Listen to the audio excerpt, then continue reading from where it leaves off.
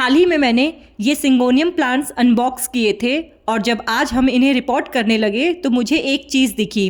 ये plants Zifi bag में लगे हुए थे। अब सबसे बड़ा क्वेश्चन ये है, इसे रिमूव करें या नहीं, क्योंकि अगर आपने यहाँ गलती कर दी तो प्लांट ग्रो ही नहीं करेगा और मैंने यहीं पे सबसे बड़ी गलती कर दी। तो आज के इस वीडियो में हम आपको बताने वाले हैं इस प्लांट की रिपोर्टिंग, जिफी बैग के बारे में इसकी सच्चाई और सिंगोनियम प्लांट्स की कंप्लीट केयर। तो वीडियो में बने रहिए। तो hello everyone, welcome back to the channel the garden corners. और ये है पार्ट 2, अनबॉक्सिंग के बाद सिंगोनियम प्लांट्स की सेफ रिपोर्टिंग और केयर कैसे करें, इसके बारे में आज की ये वीडियो है। तो आज की वीडियो केवल बिगिनर्स के लिए ही नहीं बल्कि एक्सपीरियंस्ड प्लांट पेरेंट्स के लिए भी यूज़फुल होने वाली है, क्योंकि जिफी बैग के बारे में हम आप सभी से शेयर करने वाले हैं कि मैंने क्या गलती की है जिफी बैग को लेके। तो सबसे पहले बात करते हैं कि जिफी बैग क्या होता है। ये एक बायोडिग्रेडेबल नेट होता है जो नर्सरी वाले यूज़ करते हैं रूटिंग और प्रोपोगेशन के लिए। इसके अंदर कोकोपीट या पीट मॉस होता है, रूट्स सेफली डेवलप करते हैं। इसीलिए आपने भी नोटिस किया होगा कि जितने भी सीडलिंग्स होते हैं स्पेशली इंडोर प्लांट्स के, वो जिफी बैग में ही लग के आते हैं। अगर आप कुरियर करके मंगवाते हैं तो भी, और अगर आप नर्सरी से भी परचेज करते हैं तो भी। अब बात करते हैं कि इन्हें रिमूव करें या नहीं। तो दो सिचुएशन होती है। पहली सिचुएशन ये है कि रिमूव करना, जो कि मेरी भी रिकमेंडेशन है कि इसको आपको रिमूव करना चाहिए। क्यों? नेट जो है वो रूट्स को रिस्ट्रिक्ट करता है, ग्रोथ स्लो हो जाती है बाय द टाइम, और जो रूट्स हैं वो स्प्रेड नहीं कर पाते। तो इसको रिमूव कैसे करना है, बहुत जेंटली इसको कट करें। ये ईजिली कट हो जाते हैं और इतना ध्यान रखें कि रूट्स डिस्टर्ब ना हो। तो इसे आप रिमूव करें, ये मेरा पर्सनल रिकमेंडेशन है, क्योंकि मैंने सबसे बड़ी गलती यहीं पे की कि इसको मैंने रिमूव नहीं किया और बाद में मेरे ये प्लांट्स ख़राब होने लगे। तो मुझे फिर रियलाइज़ हुआ कि मुझे ये गलती नहीं करनी चाहिए थी। अगर रूट्स बहुत डेलिकेट है, प्लांट बहुत वीक है, इस केस में आपको ये जो जिफी बैग है इसको रिमूव नहीं करना होता है। इसे आप रहने दे सकते हैं टेम्पररी बेस पे। एक समय के बाद जब प्लांट ग्रो कर जाए, रूट्स अच्छे डेवलप हो जाए, तब इसको आपको रिमूव करना ही पड़ेगा। लॉन्ग टर्म में रिमूव करना ही बेटर होता है, वरना प्लांट जो है वो ग्रोथ करना बंद कर देते हैं। अब बात करते हैं सॉइल मिक्सचर की। तो सिंगोनियम एक एरॉइड प्लांट है। इसे ब्रेदेबल सॉइल, वेल ड्रेनिंग सॉइल चाहिए। इसके लिए जो परफेक्ट रेशियो है वो है 30% cocopeat, 20% coco chips, 20% perlite, 10% vermicompost, 10% garden soil, 5% charcoal. इस रेशियो को यूज़ करके हम अपना सॉइल मीडिया बनाते हैं। रेशियो को हम स्क्रीन पे भी शेयर कर देंगे। और इसके पीछे रीज़न ये होता है कि कोकोपीट जो है वो मॉइस्चर होल्ड करता है, परलाइट जो है वो एरेशन बेटर बनाता है, और चिप्स जो है, कोको चिप्स का जो हम यूज़ करते हैं, वो रूट्स को स्पेस देता है। इस वजह से हम कोको चिप्स का यूज़ करते हैं। तो अगर सॉइल जो है वो बैलेंस बनेगा तो ग्रोथ भी हेल्दी होगा। तो अब बात करते हैं रिपोर्टिंग प्रोसेस की। तो ये प्लांट जो मैंने मंगवाए हैं वो मैंने कुरियर से मंगवाए हैं। डैट मीन्स कि प्लांट जो है वो ट्रैवल किया है, और प्लांट की साइज़ को मेंटेन करने के लिए इन्होंने रूट बॉल में प्लांट्स को पैक करके दिया है। तो बेसिकली क्या है कि हमें इसकी रिपोर्टिंग करने के लिए 3 से 4 दिन, प्लांट जब आपके पास डिलीवर होता है उसके 3 से 4 दिन इसको रेस्ट पीरियड रखने के बाद इसे फिर हम रिपोर्ट करेंगे। रिपोर्टिंग करने के लिए प्लांट को जिस भी रैपर से रैप किया गया है उसे जेंटली निकालेंगे, जिफी बैग को चेक करेंगे, उसको रिमूव करेंगे, क्योंकि जैसा कि मैंने पहले ही मेंशन किया है, जिफी बैग में मैंने बहुत बड़ी गलती की थी प्लांट को लगा के। तो वो गलती आप रिपीट नहीं कीजिएगा।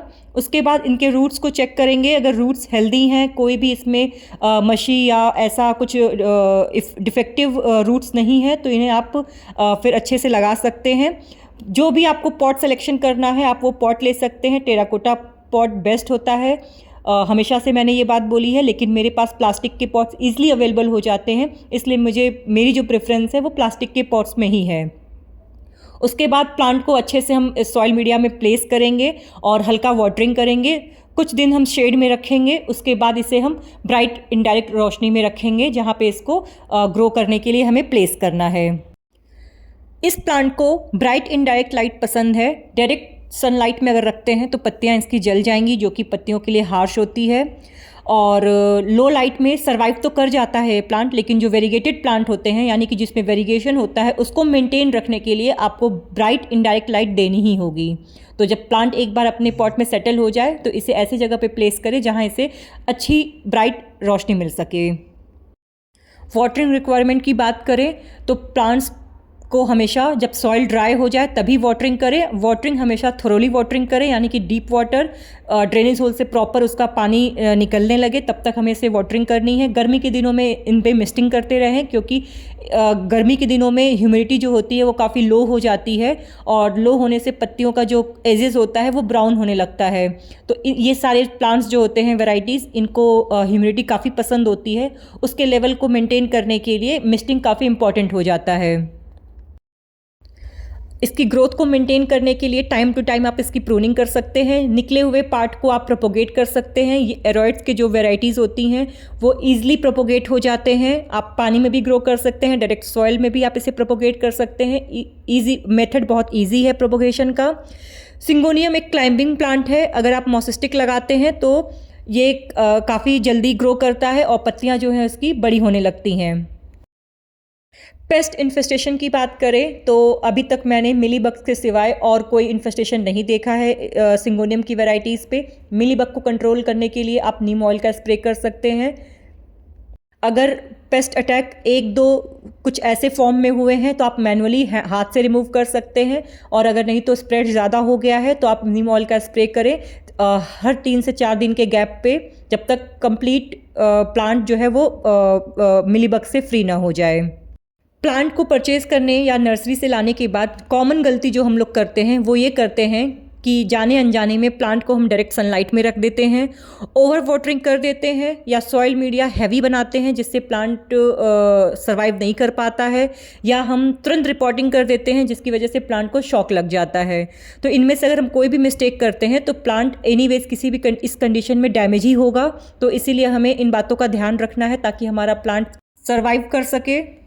तो ये थी ऑनलाइन परचेज़ किए हुए सिंगोनियम ड्वार्फ वैरायटीज़ जो मैंने अनबॉक्स करके आपको दिखाया और आज रिपोर्ट करके दिखाया, और इसकी केयर भी मैंने बताई। जिफी बैग के बारे में भी बताया कि मैंने क्या सबसे बड़ी गलती की थी। तो आज की इस वीडियो में मैंने आप सभी से सिंगोनियम की रिपोर्टिंग शेयर की है जो मैंने अभी ऑनलाइन परचेज़ किया था। तो जैसा कि आपने देखा है कि मैंने एक एक प्लांट को अच्छे से खोल के इंस्पेक्ट करके ही मैंने किया है। बस एक गलती जो मैंने की थी वो जिफी बैग रहने दिया था, ये सोच के कि ये बायोडिग्रेडेबल है और बाद में ये डिकम्पोज हो जाएगा और रूट्स अच्छे से फैलने लगेंगे। बट बहुत ज़्यादा दिन नहीं हुआ और बाय द टाइम ये प्लांट उसी में ही सफोकेट होने लगा। बेसिकली सफोकेट होने से प्लांट जो है वो कुछ प्लांट्स मेरे डिस्टर्ब हो गए, ख़राब हो गए मेरे, और कुछ को मैंने रेस्क्यू कर लिया बाय द टाइम। तो मैंने ये सबसे बड़ी गलती की थी, ये गलती आप लोग मत दोहराइएगा। थोड़े समय के लिए जिफी बैग में प्लांट्स मैनेजेबल होते हैं, बट अगर आपको लॉन्ग टर्म के लिए करना है तो आपको जिफी बैग रिमूव करना होगा। मैंने भी ये गलती सीखी है इस चीज़ से और मैंने आप सभी से शेयर किया है। आई होप आपको आज की ये वीडियो पसंद आई होगी। देखिए, प्लांट केयर जो है ना वो कॉम्प्लिकेटेड नहीं होता है, बस थोड़ी सी अंडरस्टैंडिंग चाहिए होती है, जो मैंने भी अंडरस्टैंड किया इस चीज़ को। अगर आपने भी ये स्टेप्स फॉलो किए तो आपका भी सिंगोनियम सिर्फ सर्वाइव नहीं करेगा बल्कि ब्यूटीफुली ग्रो भी करेगा। तो कमेंट में ज़रूर बताइएगा कि आपको कौन सा पार्ट काफ़ी फेवरेट लगा। तो मिलते हैं आप सभी से नेक्स्ट वीडियो में, तब तक के लिए हैप्पी गार्डनिंग एंड चैनल को सब्सक्राइब करना मत भूलिएगा।